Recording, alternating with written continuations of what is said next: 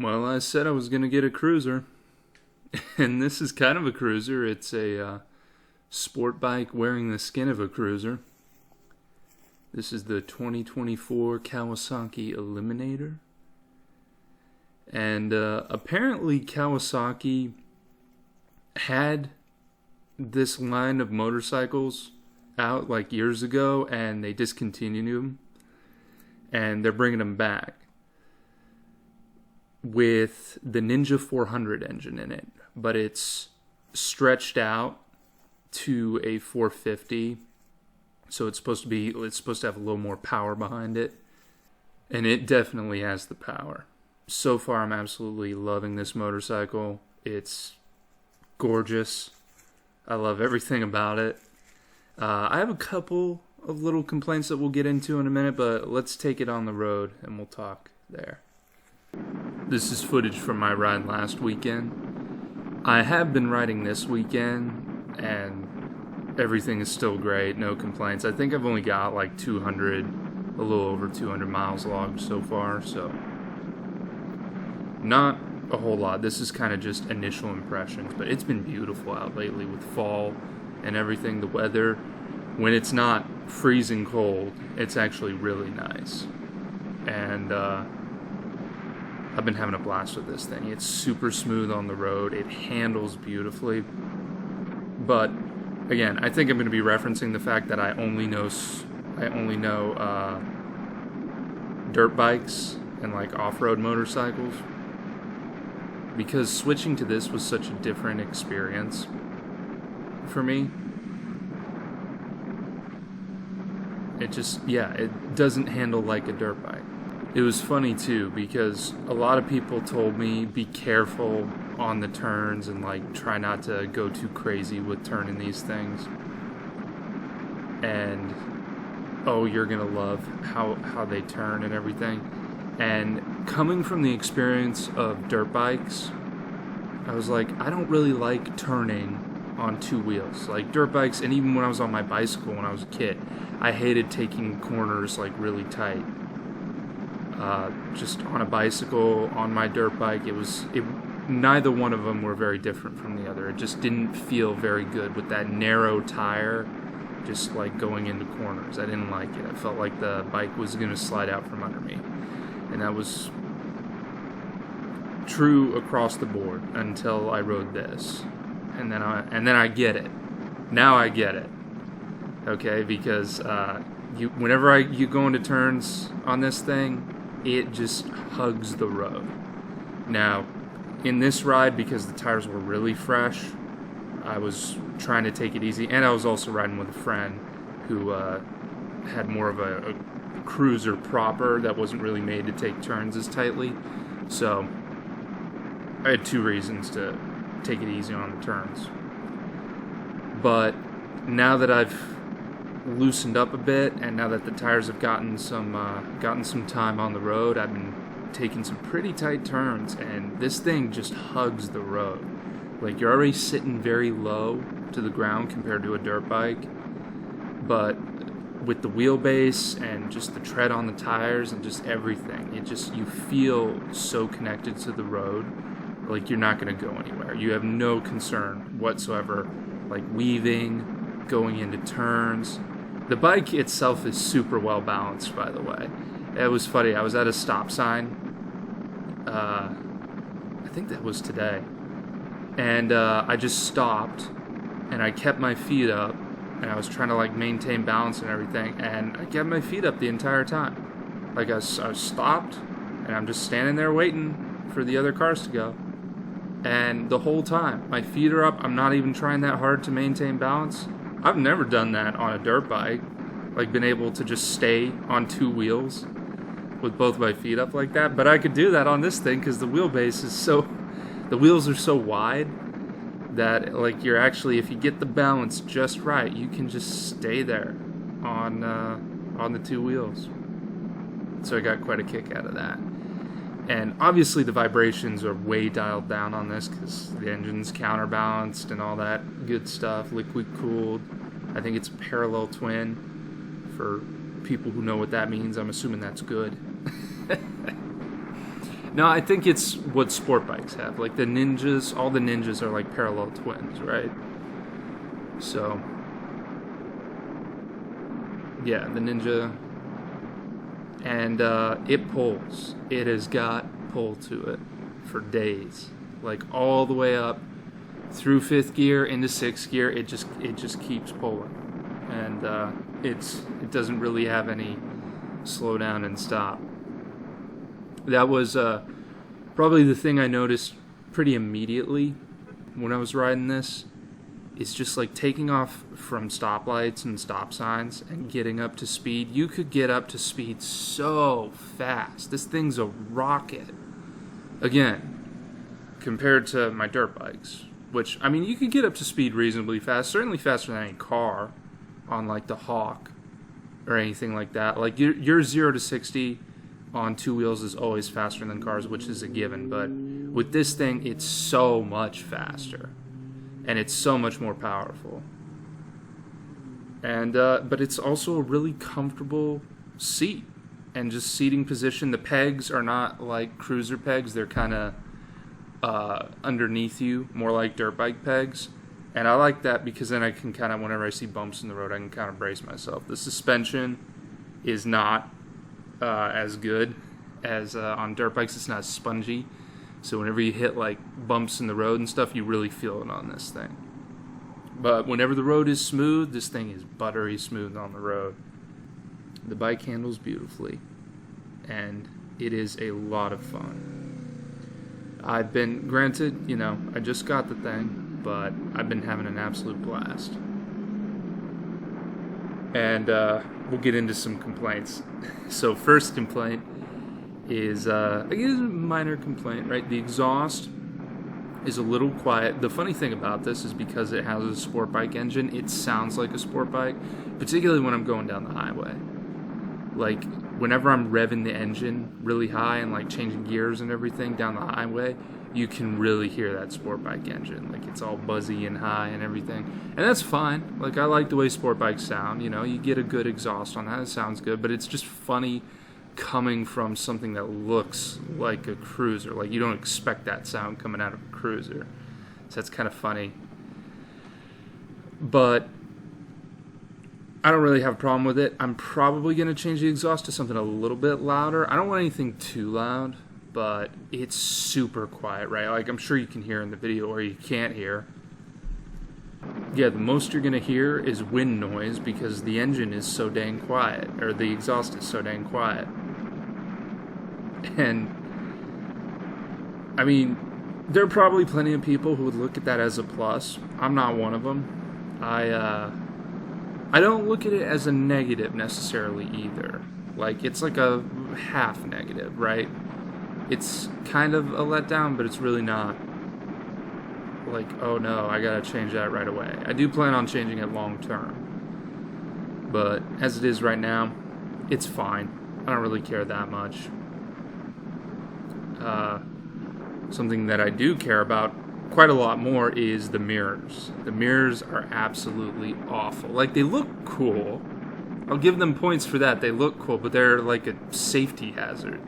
I can't see anything but my arm out of them. Now, I've got pretty long arms, and if I lean back pretty far, I can kind of see behind me with the mirrors. I have no idea how anyone with shorter arms than mine is going to be able to see out of those things. Like, I'm leaning all the way back, my arm's fully stretched out, and I can see kind of out of the mirrors. Other than that, you know, you try to scooch over to one side, and maybe you can see out of the mirrors, but it's going to be a pain in the neck. Like, those mirrors got to go. Like, that's if you can't see out of those things, when you lean back, because you don't have gorilla arms, you should probably, or orangutan arms, you should probably look at changing those mirrors right away, because it'll be a safety hazard. Other than that, I would not change a thing, and I mean a thing on the bike. It is absolutely gorgeous. I love this look. I like, you know, and I know I just bought the bike and I'm all hyped and everything, but I'm telling you, I absolutely love the way this thing looks. And everybody, like, the first comment I've gotten from everybody who's looked at the bike is they love the color.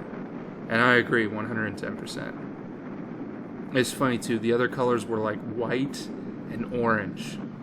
And I'm like, why the heck would I get orange? There are people out there, motorcycles and cars have always had, like, these really weird colors that people get them in. People will get these beautiful cars and motorcycles in these really strange colors. Like, you'll see, like, a Lamborghini, but it's like this mucusy, yellowish green.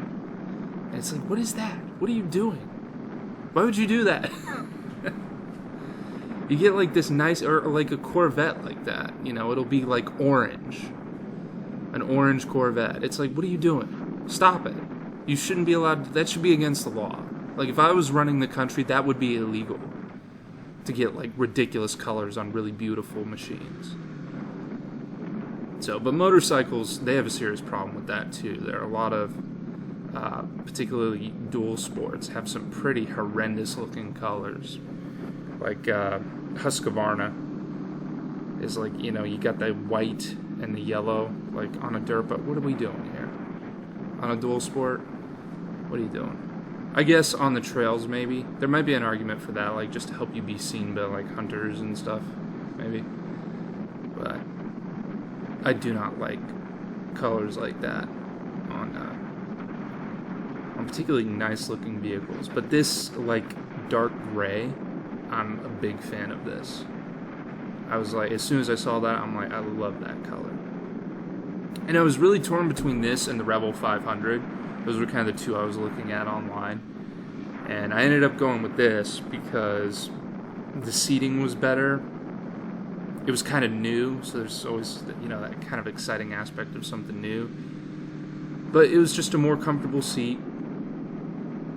And the Ninja 400, tried and tested and all of that, so I wasn't really worried about that. It was really just, like, they were so similar. It was really kind of just boiling down to which one sits better. That's what I was looking for.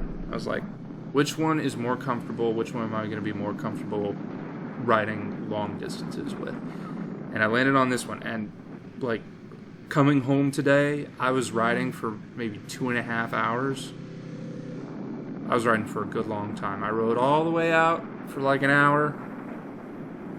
And then I stopped, visited my folks, rode out maybe an hour. And then when I was coming back, came all the way back to my house. And yeah, I was probably out for like 2.5 hours. Riding nonstop. And I was perfectly comfortable. I did have to stand up and stretch my legs a bit, which is another nice thing about the placement of the pegs, being right underneath you. You can stand up. So that's kind of cool. I'm also getting used to these turns. And just the way that it, like, you can just lean into the turn. And it inspires so much confidence. Like, just the way the bike feels as you go into the turns is something I'm not accustomed to, so I'm getting used to it. Another tremendous compliment I would give to this, but this probably goes across the board for any, like, modern motorcycle. The headlight is extremely bright, and I love it.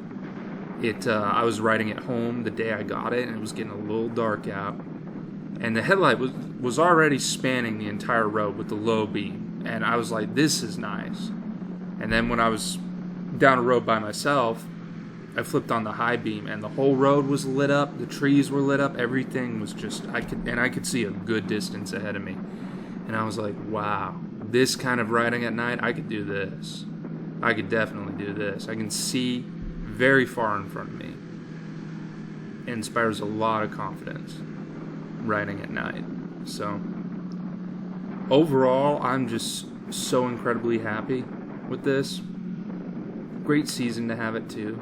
Fall. It's been really nice out, not too hot, not too cold. Well, this past week's been pretty cold, but this weekend and last weekend have both been fantastic days for riding. So we're only a couple hundred miles in, so not a whole lot of commentary other than just I really love the bike. And this is not like a ringing endorsement of the bike, although my initial impressions are, yeah.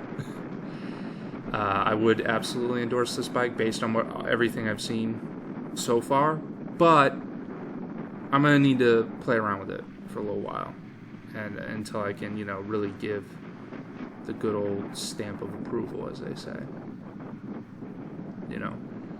It's a new line of bikes. Like, it's, them doing this Ninja 400, but bigger, and in the format of a cruiser. I really like that concept, too. Just like, you have this kind of small engine, but you're squeezing like every ounce out of those 450 cc's because it's a sport bike engine. Like, this thing, I was in, I think, 5th gear. I think the fastest I've gone on this thing is 86.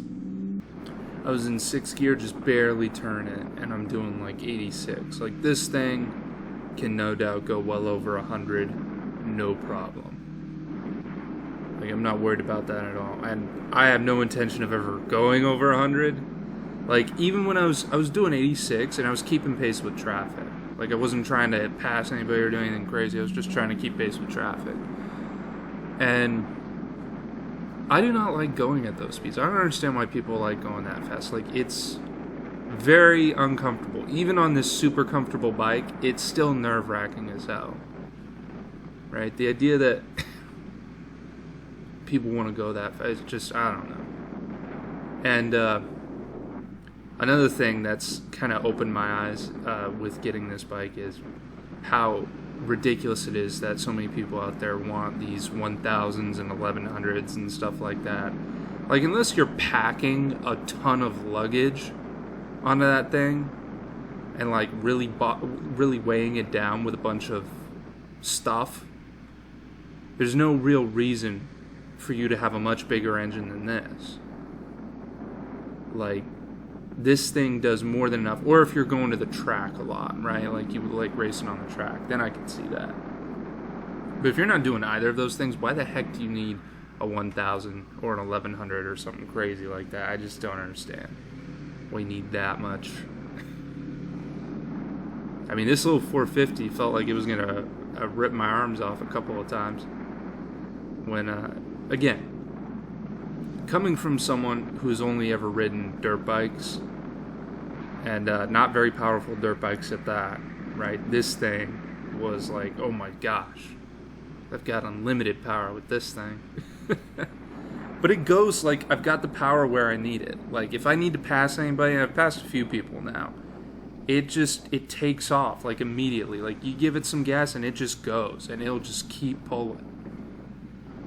And, yeah, it inspires a lot of confidence in passing and just maneuvering through traffic. Like, I'm not worried at all about not having enough juice when I need it on this thing. So, I was thinking about this morning. It kind of feels like I just got my driver's license. And I don't know if you remember, like, back when you got your driver's license, but for at least most people this probably applies. You just feel like you can go wherever you want and not have to worry about anything. And you can certainly do that nowadays, but if you're like an adult with a bunch of grown-up expenses and bills and to pay and all that, you don't really want to put too much wear and tear on your vehicle. Particularly me. I happen to have a very old truck, so I'm getting nothing for gas mileage, and I really can't afford for things to break on the truck. So, two very big things that hinder me from wanting to go wherever I feel like. And now with this thing, I can go anywhere. I can go on any highway. I can keep pace with traffic perfectly. I'm not in anyone's way. And that was the only, like I said before, the only complaints I had about the Hawk. Like, it was perfect on the trails, and it was a very very good little trail bike. But riding on the road, whenever you get on any kind of highway or any kind of like faster pace traffic, you'd be holding people up. And that's an annoying feeling. But that's fine if you're just using that to get to the trails, or you're just putting it like you're closer to downtown and the speed limits are more like 45, 50, 35, stuff like that. The Hawk does perfectly fine around all of that. You start getting up to 65 speed limits, not so much. Like, you're not going to be keeping pace with traffic as well. But this thing, the Eliminator, has no problem with that at all. It will keep pace with anything. And it's a very comfortable ride, very relaxed seating. You know, you can kind of just lean back and just cruise very comfortably. Yeah, no major complaints. I'm having an absolute blast, and hopefully that will continue. But we'll see. As it is right now, I'm loving the bike. Like and subscribe, as they say. And if you really want to support the channel, my Patreon's in the description. Support the channel and my bad financial decisions. My Patreon will be in the description. So, and we'll see about getting some exclusive content for there as well. So I'll try to post with some more frequency as we go. And there'll definitely be more Hawk videos down the road, because I mean, that thing's just so fun to take out on the trails. And now, there should be no more motorcycle buying. I think we're done. Okay, I've got my kind of cruiser, kind of sporty type bikes to take on long rides and on the roads, on the twisties. And then I've got my trail riding and camping bike for just like good off-road fun. So, it should be good, but you never know. I might come up with some other excuse to get a motorcycle, to get another one. So I'm going to have to get another shed. Alright, I'll catch you in the next one. Take care.